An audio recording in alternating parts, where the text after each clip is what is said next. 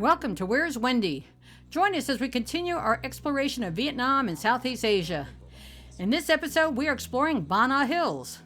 Ba Na Hills is an amusement park high in the hills of Vietnam. Originally, this was a French colonial hill station built in 1919 to escape the heat of Da Nang. The French loved the cool air, the wine cellars, and the croissant. Some places feel like a fairy tale, but this one lets you check in, stay the night, and walk down cobblestone streets, 4,800 feet in the clouds. Welcome to Ba Na Hills, Vietnam's mountaintop fantasy land. We hopped in a grab car in Da Nang. The ride took us about 45 minutes, and it cost us about $20. And headed to Ba Na Hills. And for $29, you can get admission to the complex and the fantasy park. And the ticket also includes a return cable car ride. Now, getting there isn't just a ride, it's an adventure. We took the cable car up into the mist, the longest non-stop cable car in the world, and it takes about 20-30 minutes to get to the first level. You rise up past jungles and waterfalls until you find yourself somewhere between Europe, a dream, and a theme park. Yeah, I was wondering the same. But I feel that way for all of us. When we stepped off the gondola and wandered into what looked like a European postcard, we couldn't help but gape, a full-on French village in the mountains of Vietnam. We must have looked completely bewildered because a kind staff member spotted us looking lost and cheerfully escorted us to our hotel. Chris and I rented a room at the Mercure French Village Hotel at the cost of about $109, and that includes a massive breakfast buffet at the hotel for the next morning. Oh, thank you. Wow, what a beautiful house you have. And what an interesting bathroom setup. You push that one in, and you pull the toilet out.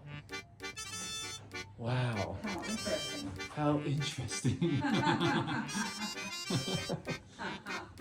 Wow.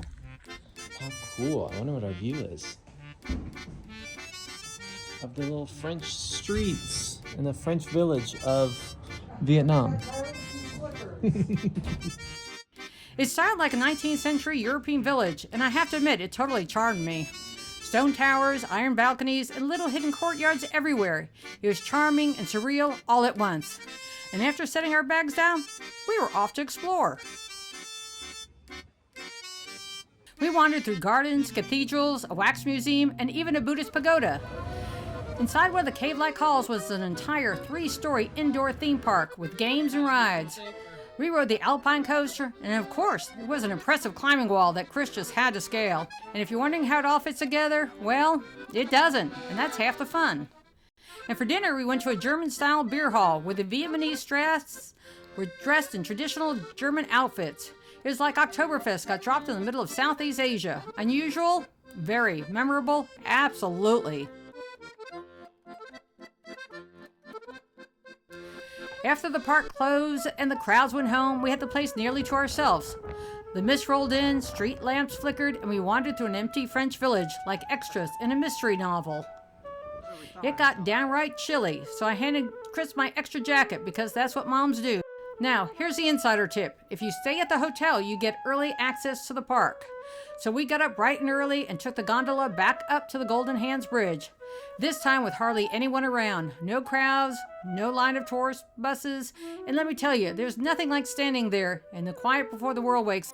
Afterwards, we explored the spiritual zone, a peaceful garden-filled hilltop with temples and quiet corners perfect for reflection.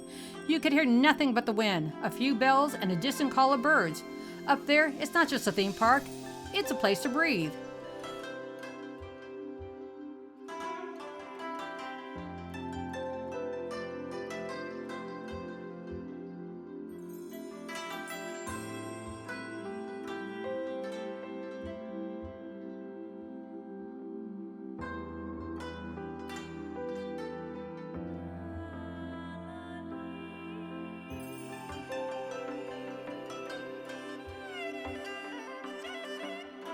Ba Na Hills truly exceeded my expectations.